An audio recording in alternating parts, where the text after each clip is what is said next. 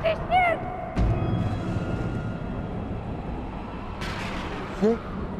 ये तो पांचाली का स्वर है।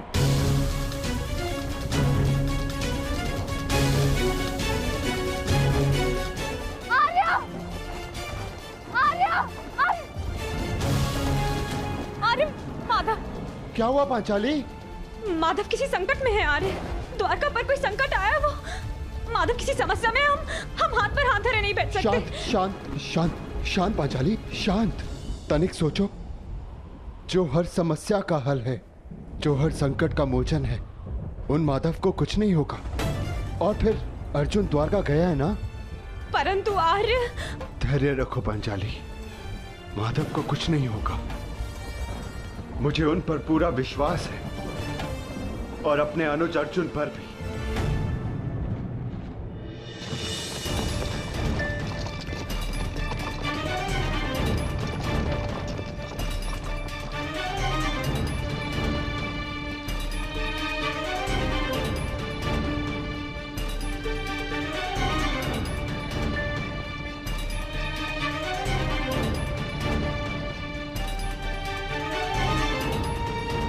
सारथी, रथ रोको।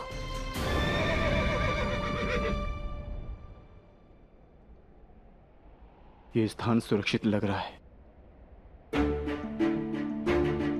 क्या हुआ काकाश्री? आपने रथ क्यों रुकवा दिया? यात्रा थकान को जन्म देती है लक्ष्मणा। कुछ प्रहर विश्राम कर लेना चाहिए। चलो।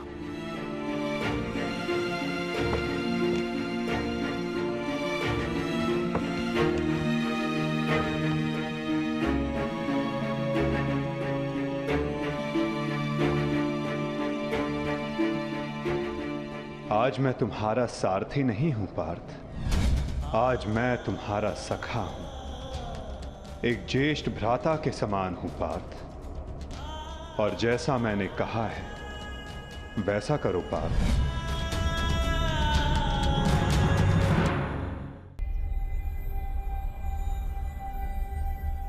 काल की भूख मिट चुकी है पार्थ,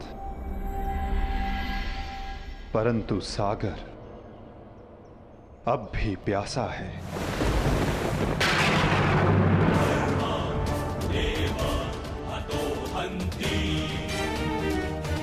तुम शीघ्रता करो पार्थ, द्वारका की सभी स्त्रियों को और बालकों को अपने साथ हस्तिनापुर लेकर लौट जाओ।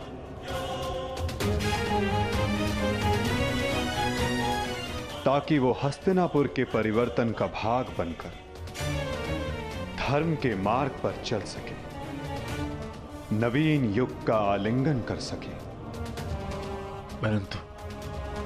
परंतु माधव, आप। आज मैं तुम्हारा सारथी नहीं हूं पार्थ, आज मैं तुम्हारे किसी भी प्रश्न का उत्तर नहीं दे सकता। आज मैं तुम्हारा सखा हूं, एक ज्येष्ठ भ्राता के समान हूं पार्थ, और जैसा मैंने कहा है वैसा करो पार्थ।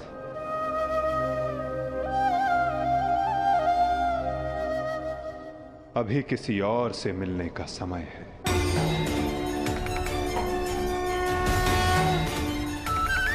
जैसी आपकी आज्ञा।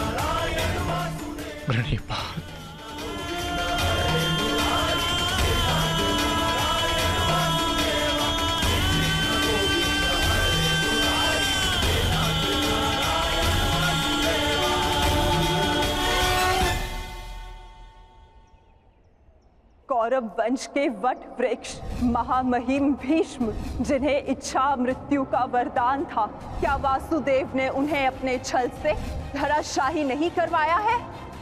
यही तुम्हारा अंतिम अवसर है पार्थ। पितामह को इस पीड़ा से मुक्त करो पार्थ।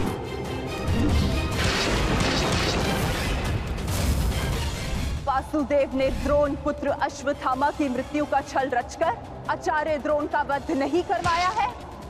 क्या मेरे पुत्र दुर्योधन की रक्षा कर रहे उसके मित्र कर्ण को छल से नहीं मरवाया है वासुदेव ने? अंगराज को युद्ध का आवाहन दो पार्थ। यदि अंगराज के हाथों में विजय धनुष आ गया तो तुम कुछ नहीं कर पाओगे पार्थ। बाण संधान करो पार्थ। पुत्र दुर्योधन पर युद्ध के नियमों के विरुद्ध जाकर प्रहार किया गया, क्या वो वासुदेव का छल नहीं था?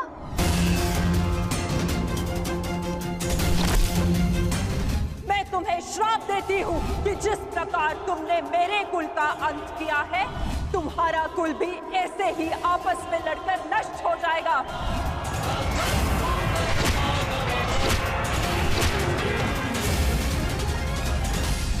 एक बहुत ही बुद्धिमान ज्ञानी पुरुष ने मुझसे कहा था कि मनुष्य अपने प्रत्येक चयन का परिणाम स्वयं भुगतता है।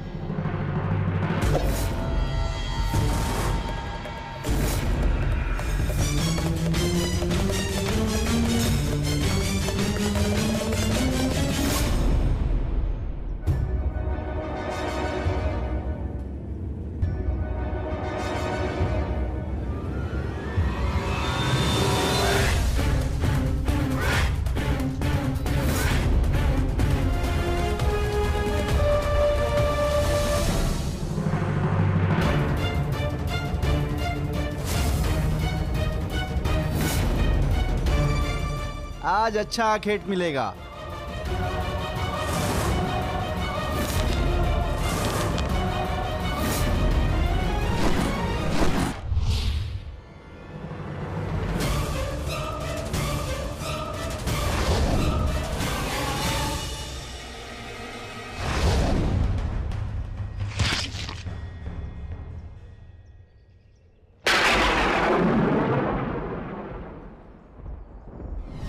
ये बाण मेरा चरण भेद नहीं पाया, परंतु अब से मेरे शरीर का ये भाग सबसे दुर्बल होगा और अब कोई भी बाण मेरे इस स्मरण स्थल को भेद पाएगा और यही मेरे इस देह को त्यागने का कारण बनेगा। आपका स्वागत है कालदेव। माता गांधारी का श्राप अब पूर्ण हुआ।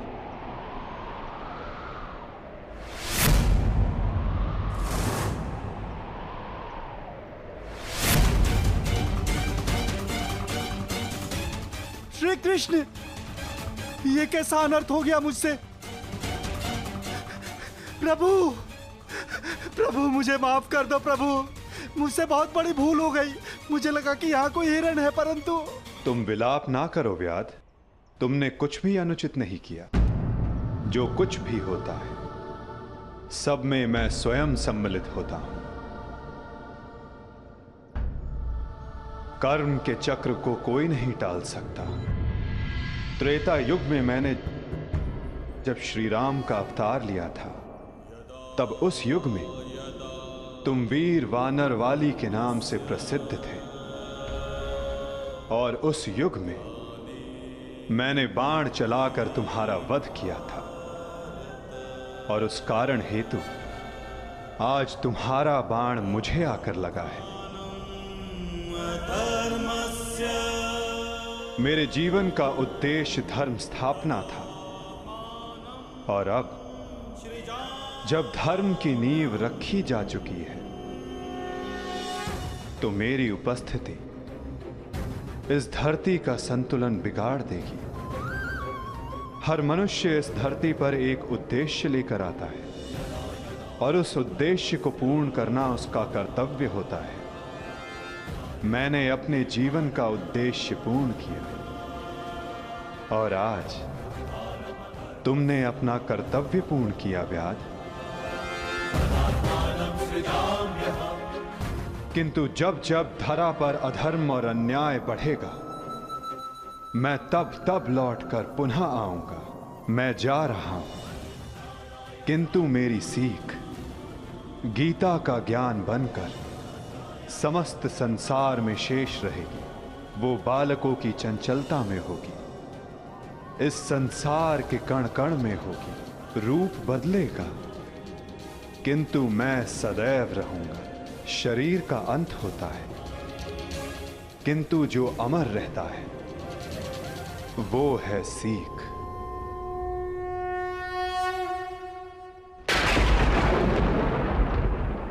पंचभूतों की बनी ये देह केवल वस्त्र है। पंचभूतों की बनी ये देह केवल वस्त्र है। आत्मा का जो वास्तविक है घर कहीं अन्यत्र है। व्यर्थ चिंता है जीवन की, व्यर्थ है मृत्यु का भय।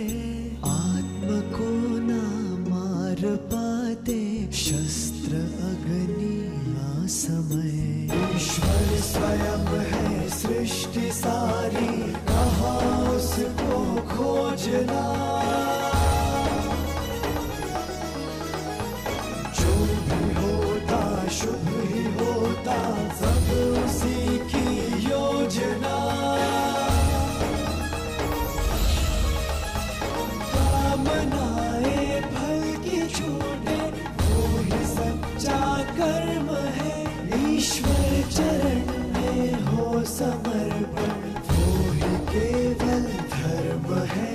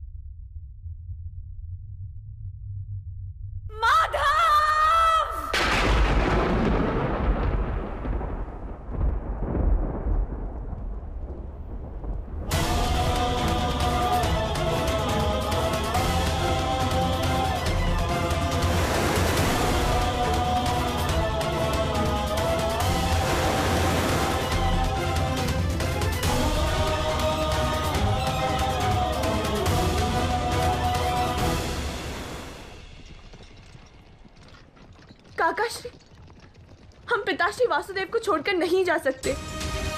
ये उनका ही आदेश है लक्ष्मणा। द्वारका का अंत होने को है। उनका आदेश था कि मैं तुम सभी को यहां से हस्तिनापुर ले जाऊं। मैं उनके आदेश का पालन कर रहा हूं और तुम्हारा भी यही कर्तव्य है।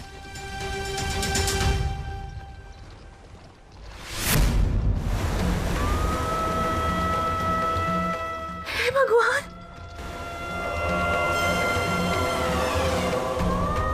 हमारा द्वारका।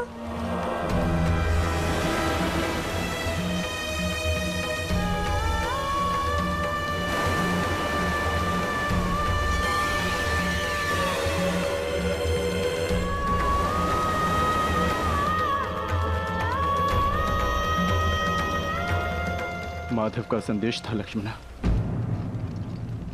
कि लक्ष्य पूर्ण हो जाने के पश्चात समापन आवश्यक है,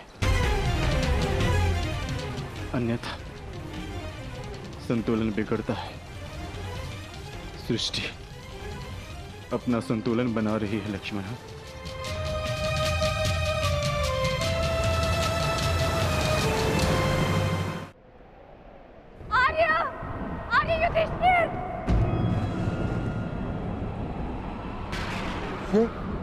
ये तो पांचाली का स्वर है।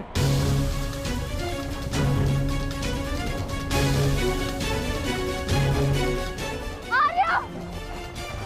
आर्य! आर्य! माधव! क्या हुआ पांचाली? माधव किसी संकट में है आर्य।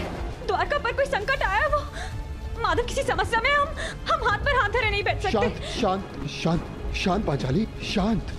तनिक सोचो, जो हर समस्या का हल है, जो हर संकट का मोचन है, उन माधव को कुछ नहीं होगा। और फिर अर्जुन द्वारका गया है ना? परंतु आर्य। धैर्य रखो पांचाली, माधव को कुछ नहीं होगा।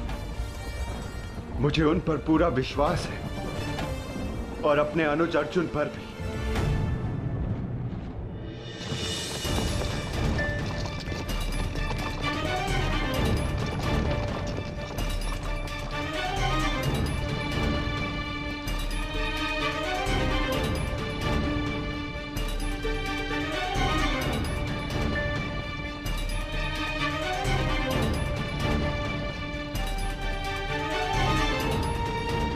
सारथी, रथ रोको।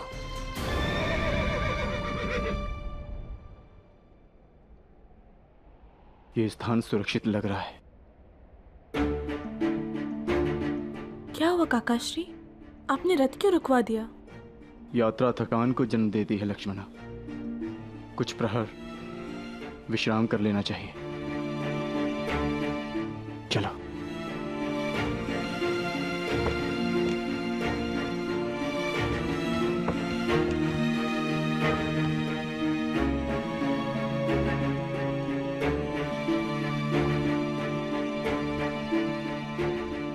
आज मैं तुम्हारा सारथी नहीं हूं पार्थ, आज मैं तुम्हारा सखा हूं। एक ज्येष्ठ भ्राता के समान हूं पार्थ, और जैसा मैंने कहा है वैसा करो पार्थ।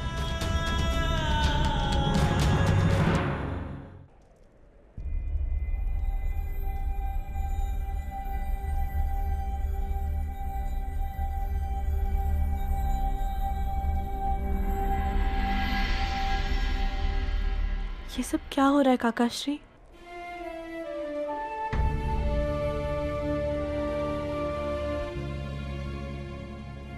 हम सभी मनुष्यों का जीवन एक यात्रा के भांति होता है लक्ष्मणा, जिसे हमें पूर्ण करना होता है। जहां से एक मनुष्य की यात्रा समाप्त होती है, वहीं से एक दूसरी यात्रा का आरंभ होता है। और यही जीवन है। परंतु हमारी यात्रा अभी शेष है लक्ष्मणा। तुम थक गई होंगी, जाओ विश्राम कर लो। जैसी आपकी आज्ञा हो।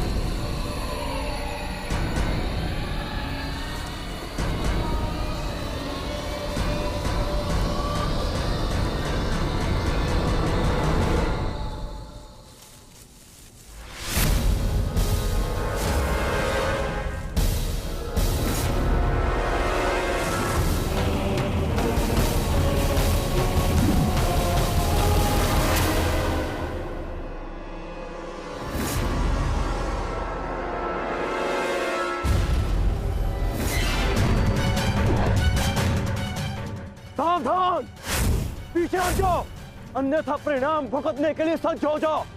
ए, उत्तर दो इसे।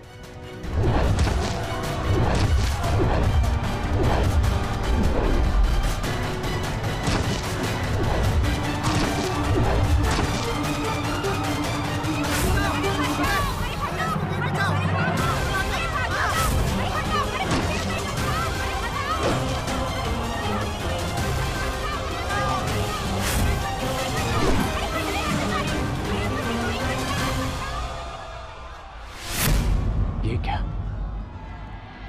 मैंने तो सहस्त्र चलाया था।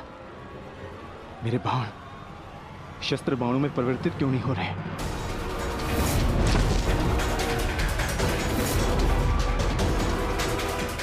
मेरा लक्ष्य कैसे चूक सकता है?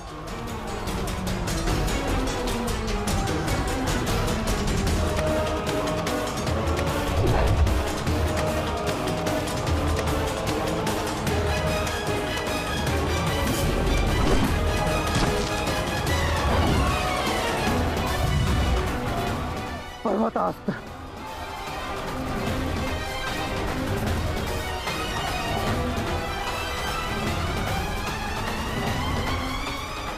ये सब क्या हो रहा है? बाण प्रकट क्यों नहीं हो रहे? कैसे करूंगा मैं सबकी रक्षा?